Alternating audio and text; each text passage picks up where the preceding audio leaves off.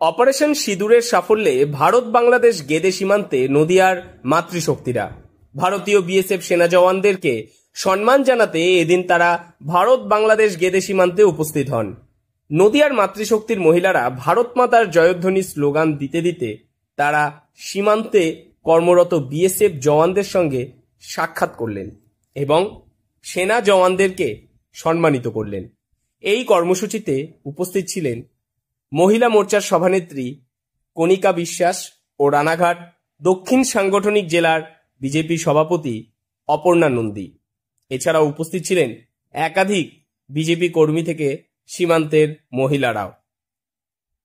কারণ ভারত বাংলাদেশের সীমান্ত, এই সীমান্তে আমাদের যারা বিএসএফের কর্মরত অফিসাররা তারা দিন রাত এক করে প্রতি মুহূর্ত তারা পাহারা দিচ্ছে ভারতবাসীকে সুরক্ষা প্রদান করার, ভারতবর্ষের নারী সম্প্রদায়কে সুরক্ষা প্রদান করছে, ভারতবর্ষের সমস্ত স্তরের যুব সমস্ত আমরা যারা ভারতবাসী তাদেরকে রক্ষাদানের জন্য তারা দিন রাত আপামর সময় তাদেরকে ব্যয় করে তারা মরণপণ ঝুঁকি নিয়ে এই বর্ডারে তারা দিন রাত পাহারা দেয়।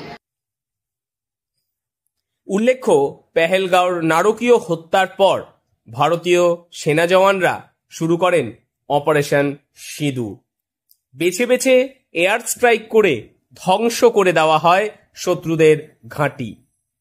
যদিও তারা পাল্টা আক্রমণ করার চেষ্টা করেছিল, কিন্তু তা সম্পূর্ণভাবে বিফলে গিয়েছে শুধুমাত্র ভারতীয় সেনাবাহিনীদের জন্য। আর সেই কারণেই ভারতীয় সেনাবাহিনীদের সম্মান জানাতে এদিন গেদে সীমান্তে উপস্থিত হলেন নদিয়ার মাতৃশক্তিরা।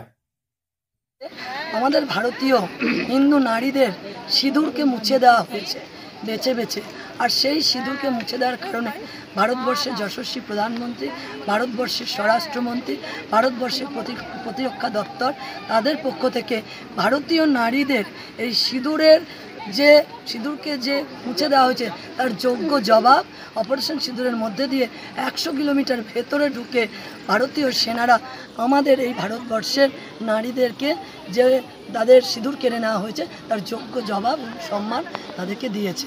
আর এই কারণেই আজকে গেদে বর্ডারে এই যে সীমান্তে যে সমস্ত বর্ডার সিকিউরিটি ফোর্স যারা কর্মরত অফিসার আছেন তারা আমাদের কাছে দেবতুল্য, তারা আমাদেরকে রক্ষা করে, আমাদের রক্ষাকর্তা, তাদেরকে সম্মান অভিনন্দন এবং আগামী দিনে আরও শুভেচ্ছা জানানোর জন্য আমাদের এটা সমাজের মাতৃশক্তি, আমাদের যারা হিন্দুত্ববাদী সমস্ত মাতৃশক্তি মিলে এই কার্যক্রমে।